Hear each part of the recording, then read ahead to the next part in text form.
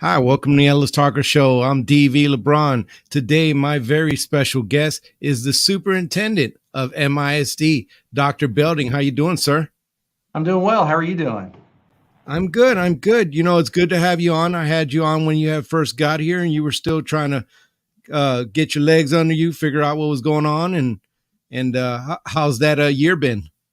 It's been it'll be 7 months on May the 2nd, and it's been a great 7 months. I've really enjoyed meeting so many great and wonderful people that are supportive of our students and our staff in the school district, and really have worked hard to get to know the staff as best as I can and our students, and just watching them do a lot of great things. We've had a lot of success this year, and it's been a lot of fun to be part of it. Well, I hear nothing but good stuff there about the great things you're doing in the district. So I'm glad you're here. I Well, thank wanted you. to I wanted to get you on just to get an update on things that are going on in the district. But before we Sure. get into the nitty gritty, I was just wanted to go ahead and kind of cover the good stuff that's been happening. Yeah. Some of the announcements of I know that there's a JROTC. They're well into their first year, and then you have baseball. You have the soccer state champions. You got a Yes, lot we going do. on here, and academics. There's so much. So just let you go ahead on that. Okay, well, I hope you're comfortable and that we have a lot of time because we have a lot to talk about. Let's talk. So, Let's talk. but hey, you talked about JROTC, and that program is just taken off, not only with participation but with quality, and they've gone to national competitions up in Washington State, and where they were the number 10 team in the nation in orienteering, and the number 12. We had two teams. One was number 10 and the other one was number 12 in the nation. So, Colonel Bolton and his team are just doing a great job. We had their end of the year military ball last Friday night, Yeah. and it was just great to see so many people there from the community supporting our JLTC program. And if you go to a significant event, you see our kids presenting the colors, or just doing different parts of that and getting that experience. And I'm really, really proud of that program and how it's grown. They're doing a great job. And like you talked about, our soccer team over at Midlothian High School winning the state championship. Man, what a great day! And it was really fun for me to be down there and watch the guys play so well. They dropped, they fell behind to Wakeland 1-0 early, but as I watched that team through the year, they're scrappy, and that it just didn't even bother them. And of course, we scored 3 goals, unanswered, so to win 3-1. So really, really proud of them. And talking about state as well, wrestling. I mean, we have two state champions in wrestling. One of our particular students, he has won the state championship in wrestling 3 different years. Carson Tompkins, and he was the 5A wrestler of the year. And the other one, Eli Bierman, he was a 2-time state champ. So I'd never been to the state wrestling tournament before, down there in the Houston area, and it was really a neat event. We had kids from Heritage there, we had kids from MHS there, and it was really fun to watch how all that worked, and just the intensity of that. That is an intense sport. It's really amazing as well. On the academic side, we had a student over at MHS that was a National Merit finalist, as well as 4 other kids in the district that were National Merit commended students. And if you know anything about the National Merit program, to be a finalist, I mean, you are in the top 1 to 0.5% in the country out of that class, and that is just such a huge accomplishment, as well as the commended kids. And then our AP program continues to be really strong at both high schools. We have 141 students that were named National AP Scholars. So really, really proud of them. We had 3 students that received Academy nominations from Representative Elzey's office. And, a lot of times you're lucky to get 1 nomination, much less 3 out of our school district. So really proud of that. Our debate teams are just doing great things. Our CTE department, we had a lot of kids that just finished their phlebotomy license, as well as their CNA licensure certifications. So, there's a lot of great things going on all up and down the line academically. And I'd be remiss if I didn't talk about the Heritage Robotics team, the Jaguars, that went to the state meet in robotics and UIL. And that's a pretty young program as well. And oh my gosh, they are on fire. It's really so fun to hear about all the things that they're doing and what they're doing. And then FFA is just tearing it up as well. Over at the Ellis County show, our kids had a great show week, as well as all the shows around the state. I mean, whether you're over at Heritage or at MHS, I mean, the kids, the FFA program, are just doing great things. And I just have to give a shout out to the ag teachers, because we held a board training. Annually, boards have to go through what they call a team of 8 training, set goals and things like this. And we did it over at the ag barn. And we had a lot of our ag kids teach us about all the things they have to do to raise their pig, and then how to show a pig. And then the 7 board members and myself, we tried to show a pig and get judged. And I didn't do very well, I'll just tell you. But the board members did really well. But they loved just hearing, how much the kids have learned through that process in that program. And, there's more to it than what meets the eye. I'll just put it that way. So it's really cool. And then sliding back over to athletics, I mean, all of our teams are just doing really well, making playoffs, having good runs in the playoffs.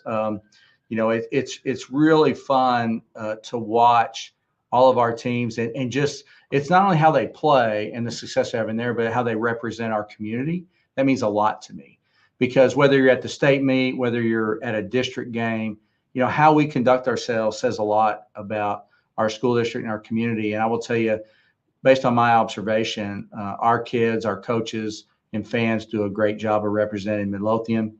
And I've never been to a swim meet before, but I went to one this year, and that was really fun. I've been teasing people. I was the only guy there in a dress shirt and a tie. It's a little humid in those pools. I didn't think about that, but it was, I got invited, so I went, and it was really neat to watch how, that program, again, it's a fairly young program for us. What they, how they compete, the events, and all of that. And that particular group, we appreciate Duncanville High School letting us use their facility to work out, and those kids go there at 5 a.m. to do their workouts. So that they are highly committed, and there's a lot of kids that are participating in swimming. Tennis is just going great guns. I mean, it's really, we've got district champions in tennis. I could go on and on. I mean, really every activity, powerlifting, we had state qualifiers in powerlifting. I mean, it's just every single activity on the athletic side is just really doing well. And we just, appreciate our coaches and our athletes for that time and commitment. We've got spring football going on right now, getting ready for next season.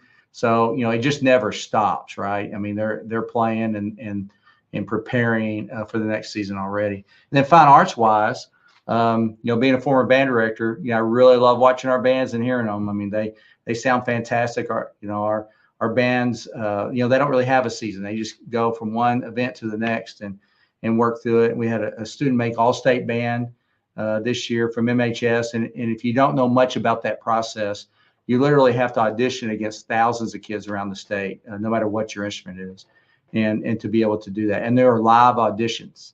It's not a tape recorded situation. You're doing live auditions all the way through the process. So to get to the all-state band is significant. And then we were just designated as one of the best communities for music education for the 6th consecutive year. And that's a significant award, and not very many communities get that. So really excited about that. And then, hey, if you don't have anything going on May 24th, you need to get a ticket to the Broadway Dallas nominations and the awards, because both of our musicals from Heritage, I think it was Big Fish, and then from Midlothian High School, which was Chicago, received nominations, against other high schools for that evening. Heritage got 1 nomination, MHS received 8, and actually we'll have some MHS students performing that night. It's like a Tony Awards, but it's for Texas high schools and the musical productions. And you actually have people from the Broadway Dallas nominations, come and see your performance, and then be able to nominate you and go through that process. So that's a very prestigious award, and really, really fun. And I hope you got to see the drill team's spring show.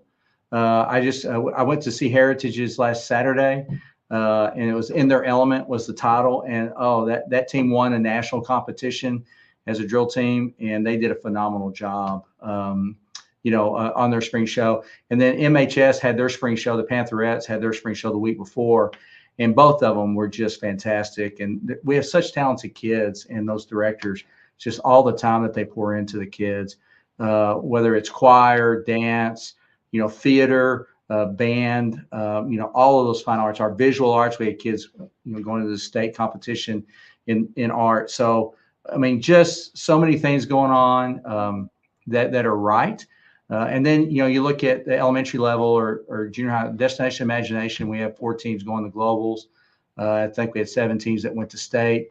So that shows a lot of strength there, and just all the great experiences that our kids are getting pre-K through 12 in the district are phenomenal. Really, really proud of them. Proud of our staff for giving the kids those opportunities, and our community for supporting that. Good job, kids, on all of those different sports. I remember going to a meeting where they were just on the ground floor starting that JROTC. Couldn't get a better man, Lieutenant Colonel Bolton. I mean, he's on it, and I think it's First Sergeant. I forget his name. Guy. Guy. First Sergeant Guy. Yes, First Sergeant Guy. Great guys. They're always looking for help and supporting the community. So if you guys want to support JRTC, I highly recommend it. The more you support them, the bigger they get, the more they do with these kids, and the more they can compete. So make sure you try to get involved with that and reach out to MJROTC. And if you've never been to the state track meet, we have 3 kids going to the state track meet. I think it's this weekend.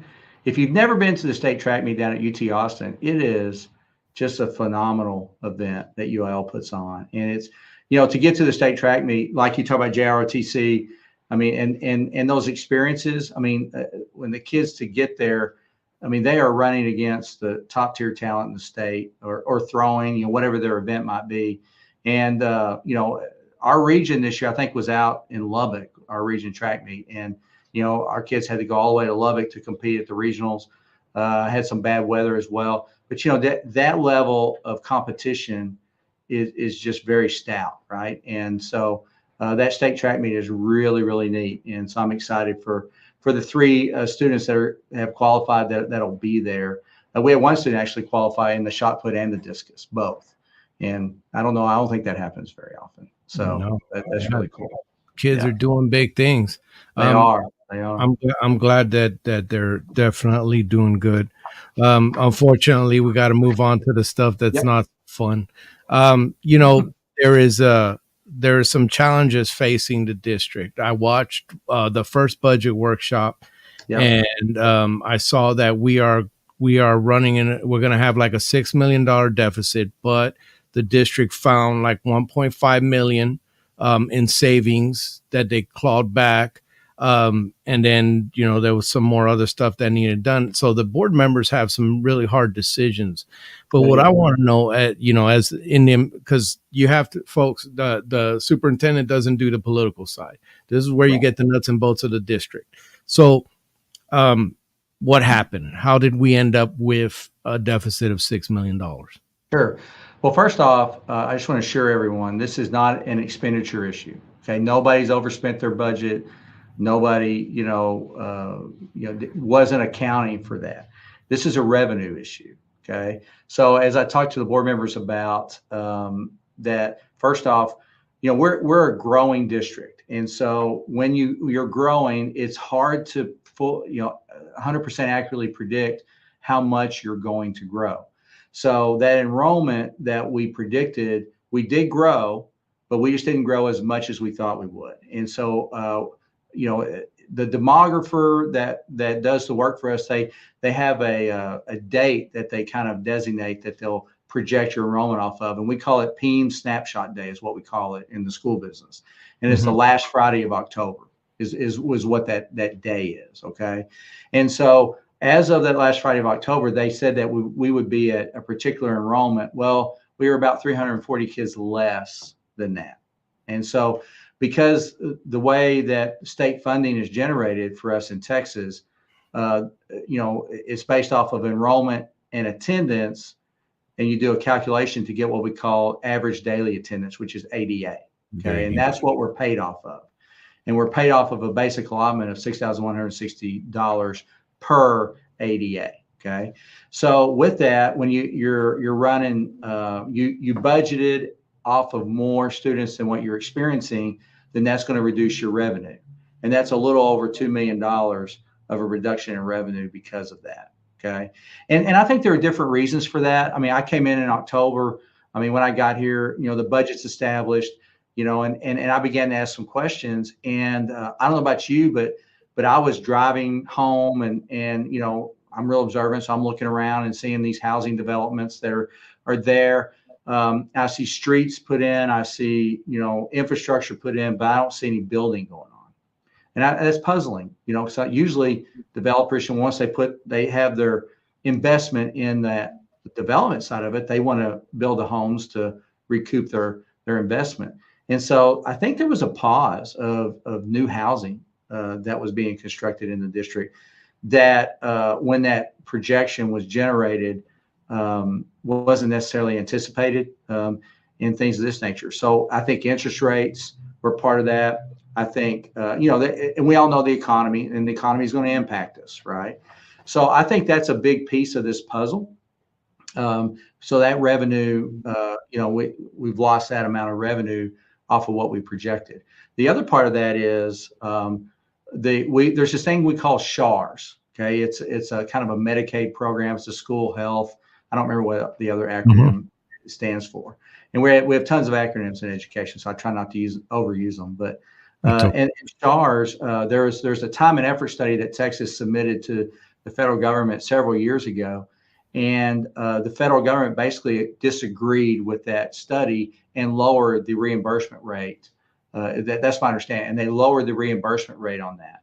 And so we right now are projecting a $1.2 million reduction in revenue over what we planned when the budget was created because of that reduction in that reimbursement rate. Okay. So there's another 1.2 million. So that's about 3.2 there.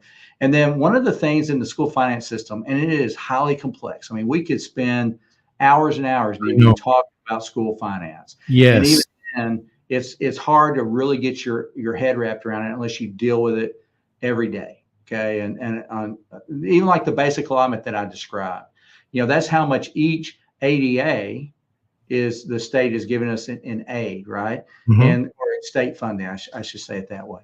And so that basic allotment hasn't been adjusted since 2019. Okay, that's the last time the state did anything to that. And we all know the world is significantly different now than it was in 2019. After COVID, the inflation that we've experienced and all that. So all these costs are going up on us. And so that basic allotment hasn't really adjusted. But one of the pieces I really want to talk about in our school finance system is as your local property values and your local revenue goes up in the system, the state revenue is reduced.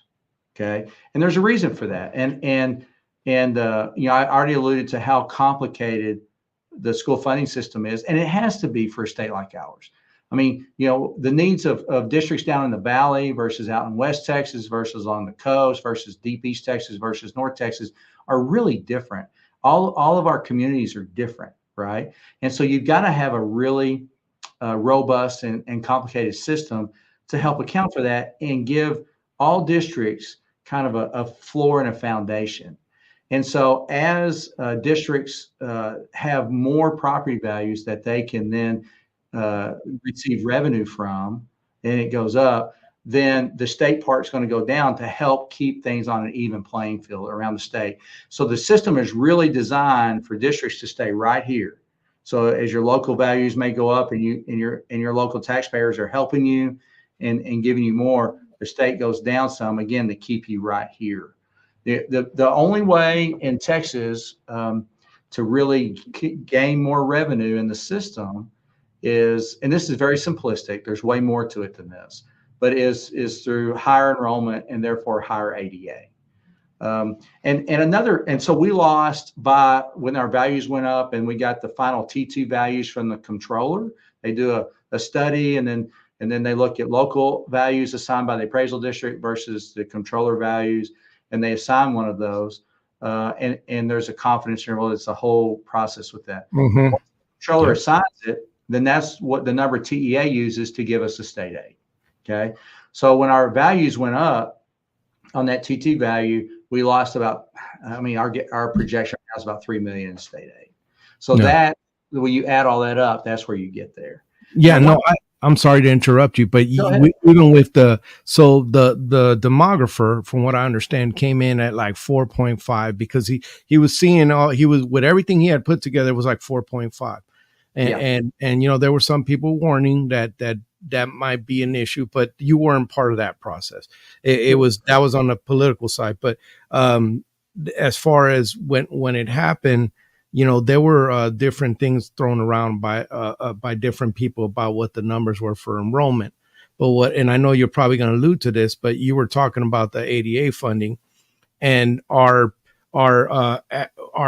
daily attendance was somewhere around 95%. And you wanted to work on that. And then there's one thing I wanted to commend you in the budget talks. You were like, we should think about 1.5 on the demographer, on the growth, that we should plan on 1.5, which is more conservative. If we have to go up, then jolly would go up. If we, but when we have to go back, there's an issue. And I want to commend you on that. But can you speak on that 95% rate? Yes. Yeah. And hey, thanks for asking that. So, I talked about how we get that average daily attendance, which is the number that the state's paying us off of. It's the enrollment multiplied by your attendance rate is how you get your ADA. They got to back pre-K out of there totally, because your pre-K students, even though it's a full day program, only get a half an ADA. Okay. So you got to back them out, then put them back in once you do that calculation. So here's the thing. Before COVID, in our school district, our attendance rate for the year was like 96.5% typically. Okay. That was a typical year. Might be a little bit higher, some years a little bit lower. So that's about where we ran. Well, last year, I think we're at 94 point something percent attendance rate. This year, we're just a little bit over 95% attendance rate. So we're starting to recover, but it's really important, A, for kids to learn, we need them in class. Okay. And it's really, really important. And B, on the funding side, that attendance rate is helping drive that average daily attendance number, which is, it's on the business side. That's how that state aid is calculated and generated.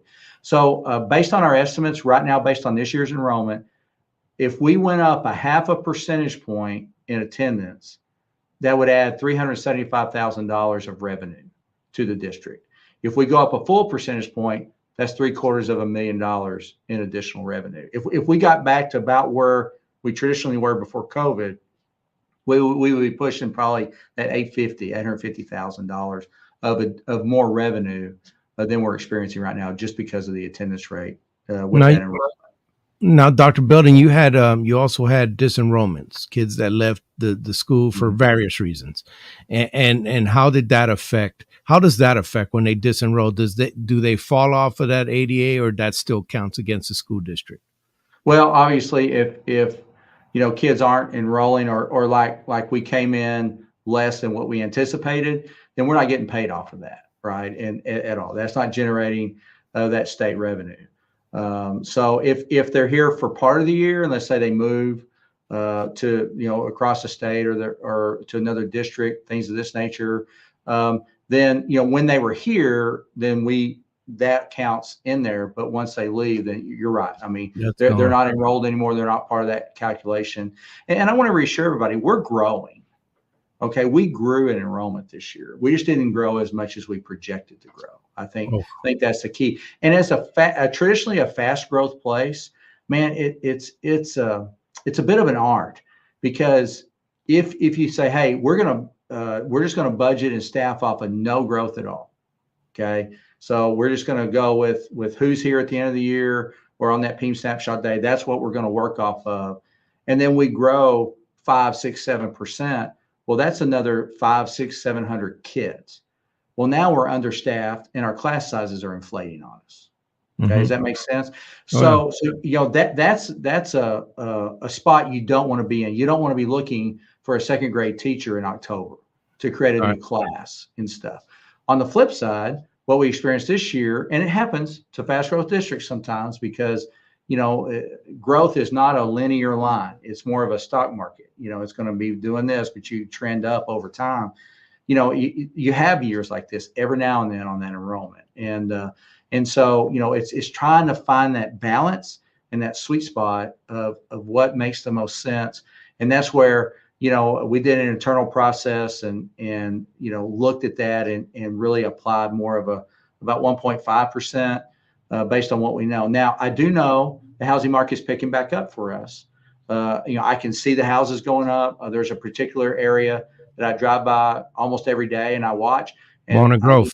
yeah, all of a sudden, they're going vertical and there's probably 10 homes under construction in that spot, right? Down up in the northern sector of the district, you're seeing some things re-energize and start to go again, and over in the eastern sector as well. So it's starting to pick back up. And we think if interest rates really, some people have talked about interest rates for mortgages getting down back in the fives. If that happens, I think it's going to really take off on us. And we don't want to be significantly behind the curve on that because all of a sudden, we don't have enough teachers and we don't have enough classrooms for kids. And we're all about serving kids, right? So it's a balance, and it's definitely a work in progress to keep a handle on it. That's one reason why I think traditionally in the district, we did returning enrollment for students that were returning. We opened that up in mid to late July. Well, we've already opened it up now. Now, I wanted to encourage everybody to get in and register and let us know, because we need to make decisions and staff off of that. We've really worked hard at getting word out about kindergarten enrollment, pre-K enrollment for next year. That way, we have a really good idea of the number of kids. And again, I don't want to need to look for a kindergarten teacher on August the 5th, because all of a sudden we had an influx. And I've lived that life before. I've been there. And that's part of being fast growth. But we really want to have people help us and go ahead and enroll your kids. We had a great kindergarten roundup last week. And we've got these really cute shirts that we're giving the kids when they enroll. And they're going to be the class of 2037. So get your mind on that for a little bit, 2037. 2037. That's really cool, I think. Yeah. I mean, that's like, wow, it feels like we just got into the 20 teens to me. But I commend you though, because I have seen that push that you made for getting people to, hey, if you're going to be back next year, let us know.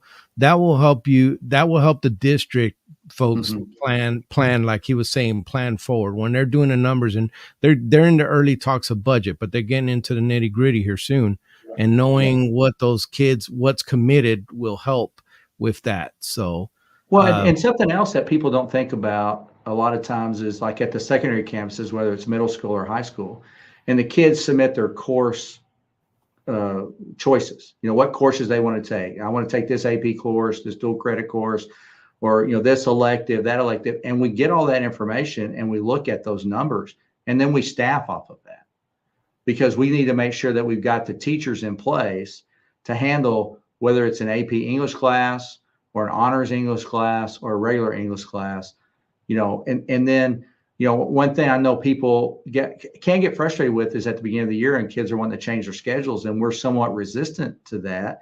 It's because we've staffed and we can't just turn some of those things on a dime, right? Because you have to have lead time to do that. Now, we want to do what's best for kids ultimately, and we'll make those changes or make changes. But we certainly want to have a conversation about it, because all that staffing is happening right now to get ready for August. And it's something that we need a long runway, so to speak, in order to make some shifts.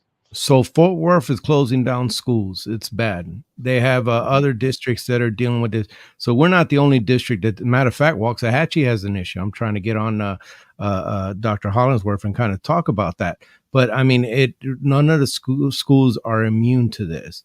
So As far as us or MISD as it stands, what are your budget priorities that you're presenting to your from the district side? What is the budget priorities you want to get to? And I mean, does it look like we're going to lose positions? We're going to lose classrooms? What does it?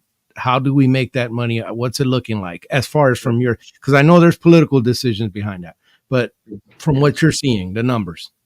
Well, first off, as we realized that we had a deficit and we got busy real fast, okay, and you alluded to this when you kind of opened this part of the conversation up about we've already identified savings, and I'm really proud of the team for getting busy, mobilizing, and conserving every expenditure possible. And as a guiding philosophy, when we internally talked to staff about this, I said we need to protect the classroom and the student experience. Okay, those are the two main priorities. Obviously, we want to take care of our teachers and our staff because without them, we can't have school. Okay, but that classroom and student experience, and so we've done our best to keep the expenditure savings as far away from those two things as possible. And so we've got particular positions as we're ending the year that maybe were vacated that we are decided not to fill for the rest of the year to save that salary money. Travel budgets, not student travel, but staff travel budgets reduced, or just not going to travel for the rest of the year to conferences or things like this.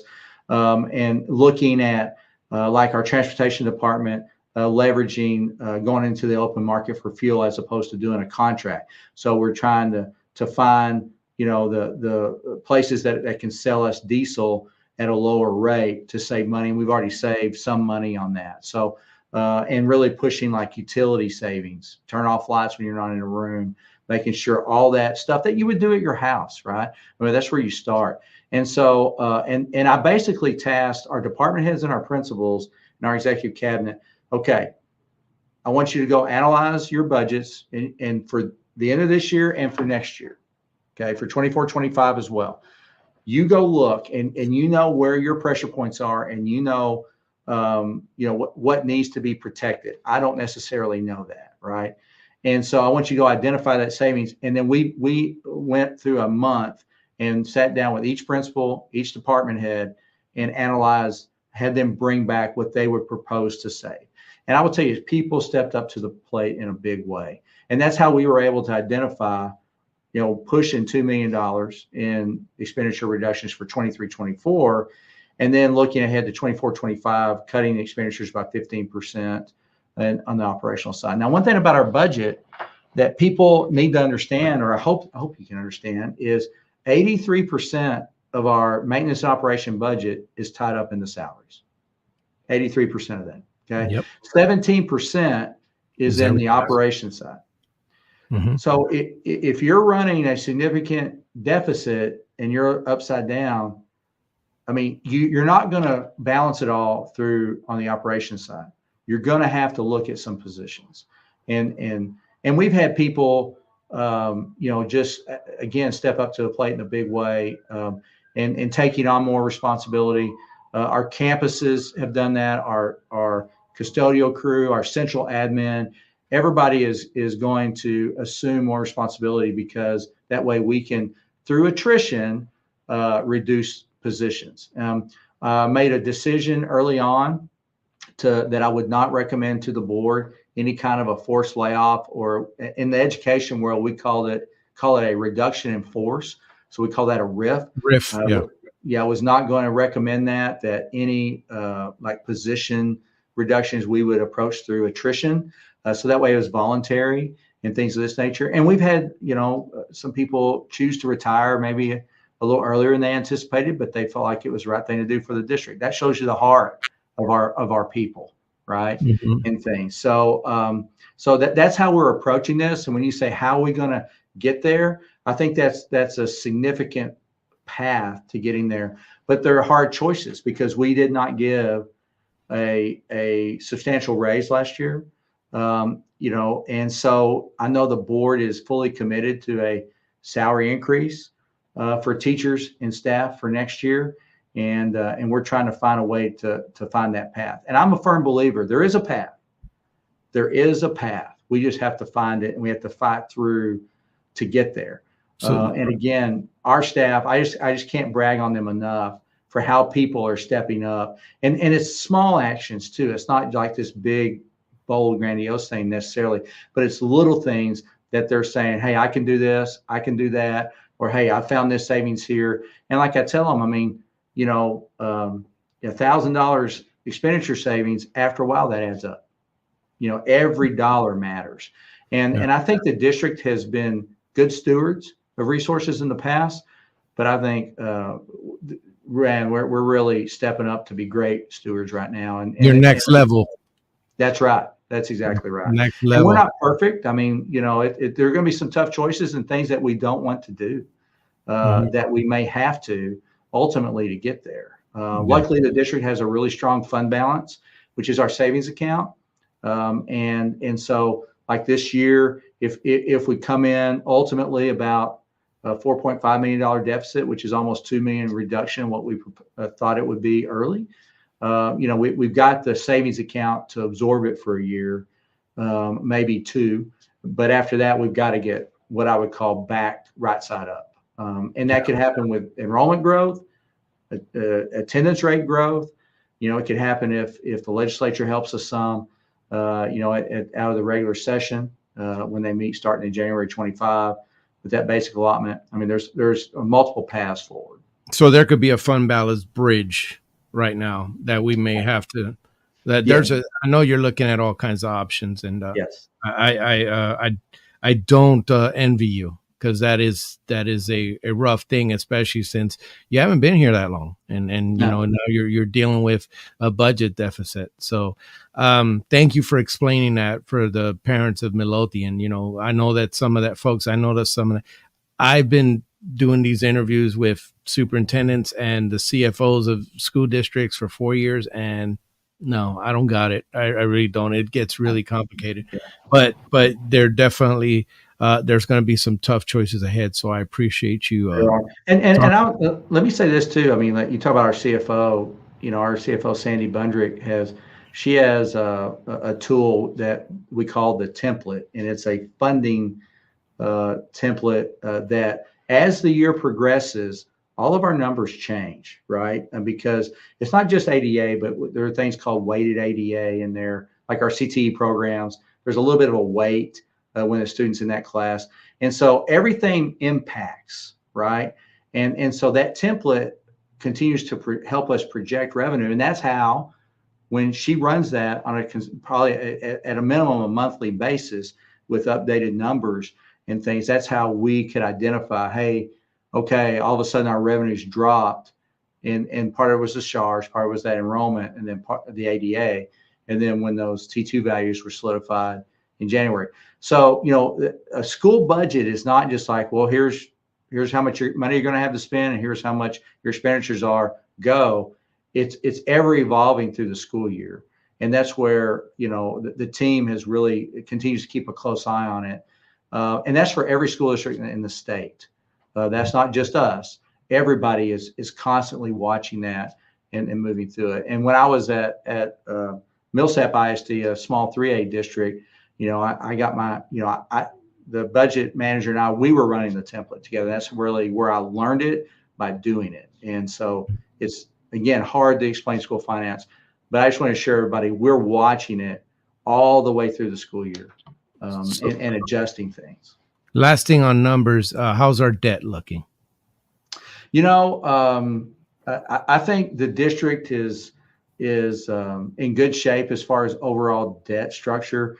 Nobody likes debt at all. But in Texas, our system is, if you need to build a school, you need to renovate a school significantly, you need to add on to a school, you're going to have to do it through a bond program. And the board recently, not recently, I'm going to back up. The board has been committed to paying off debt early. And so they have really made that a strong focus of theirs. And so just recently, we paid off, I think it was about $15 million of debt early, which saved in interest savings for our taxpayers between $14 and $15 million of savings over the life of those bonds that were paid off early. So those are significant dollars, and really proud of the board for their commitment to that, and proud of the district for being able to leverage that.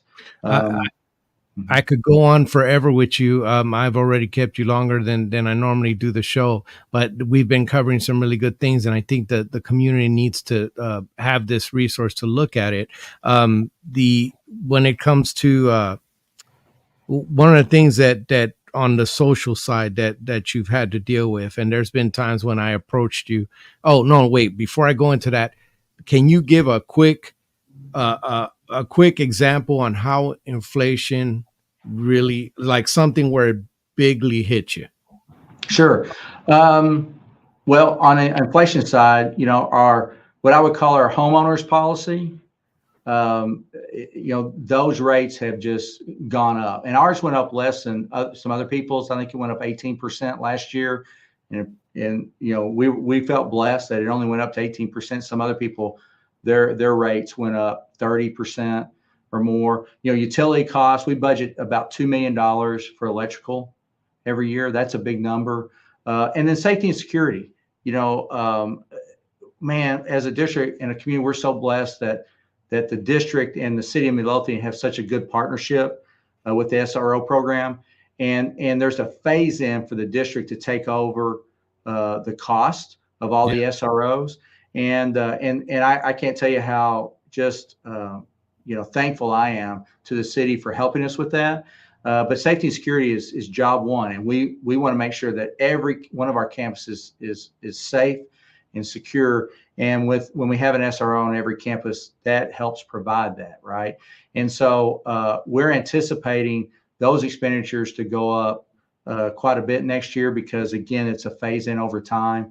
And I think we've got projected about a little over $2 million to spend on safety and security for next year that are ongoing costs, not like the grants of building fencing and doing the filming and things like this, but just the ongoing costs.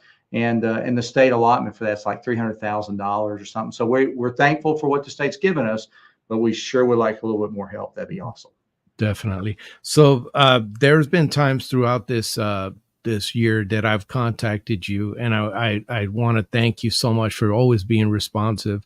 I know that some of these issues are delicate and can't be talked about specifically. I understand that, but you had a situation where somebody was threatening that they were gonna cause some harm, and then you had and it supposedly there was some race issue involved with that, and then you had somebody who was found with a weapon.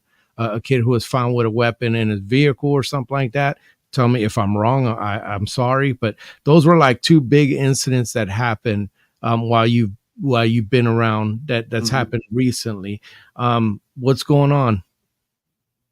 Well, first off, I want to say that the response by our SROs, by our police department, as well as the campus administration, ensured safety and made sure that intervention happened timely and quickly to ensure that we didn't have anything significant occur. Okay, so appreciate them and appreciate that and things of this nature. I really think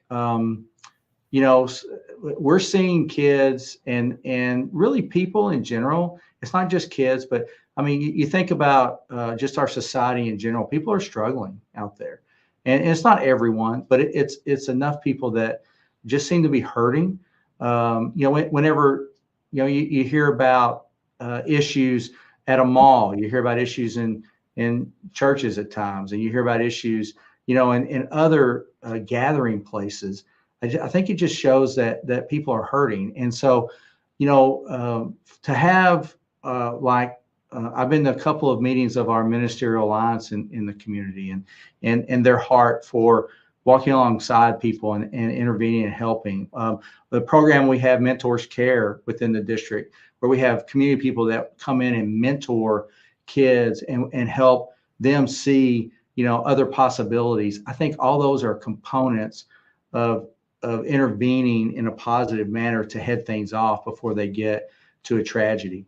But I just think, when I was at the military ball for JROTC, Colonel Bolton asked me to speak, and the thing that I kind of challenged everybody to do was just, if you see somebody struggling, lend a helping hand to people.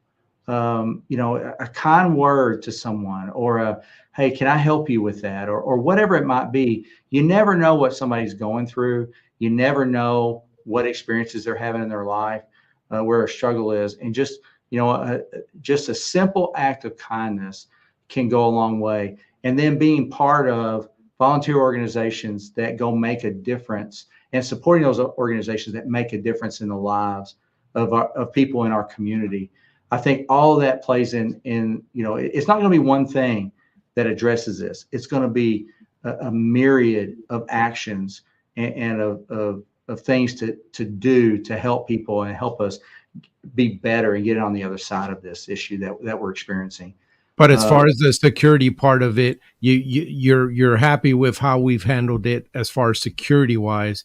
The other stuff, we definitely have to kind of a long-term view of trying to help these kids. But are you happy with the way we've handled it security wise? Yes. Overall, and anytime that we have a situation, we do an after action review.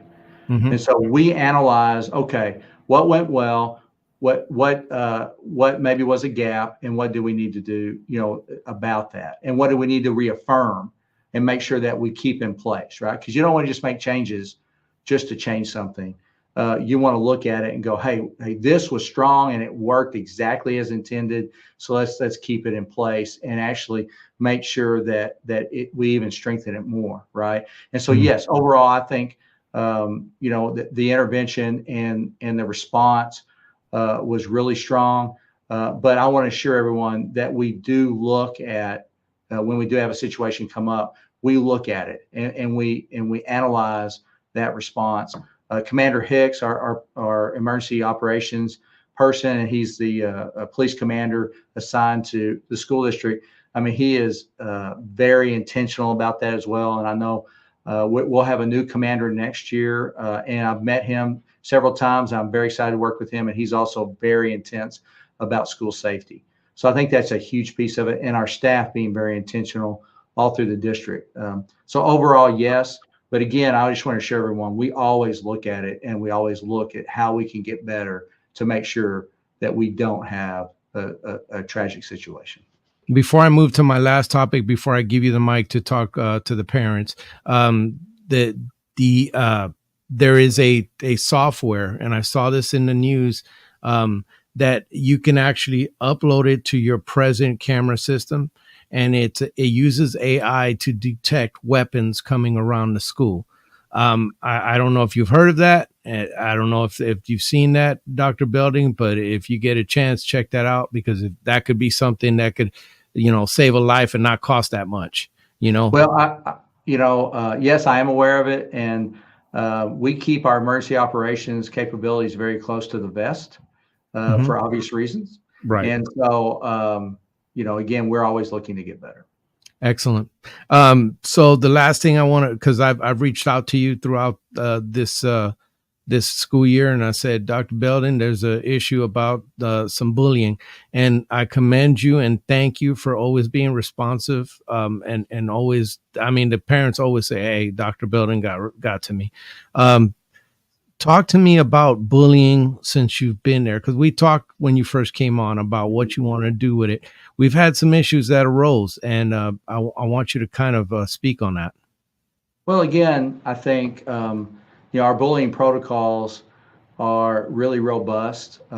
We have an executive director for student services, and she leads that effort with the campuses to ensure that we're responding the way that we need to respond. We're fully investigating things. And that's the biggest part of it.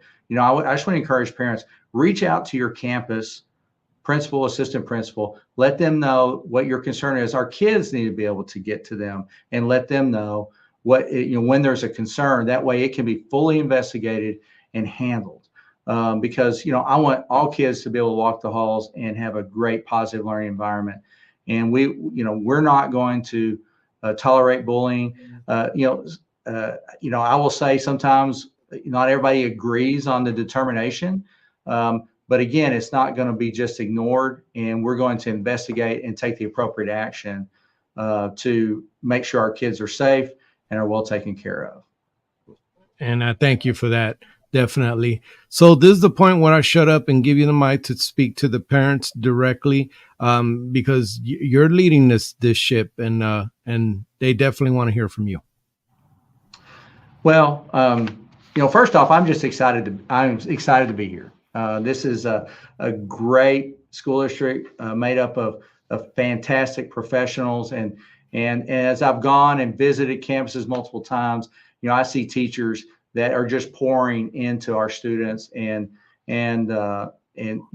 delivering a great education to them and loving them all at the same time. And I think that's so important. Our instructional aides, our custodians, our maintenance, our bus drivers, our cafeteria workers. It takes everyone to deliver a quality education and help kids have a great experience.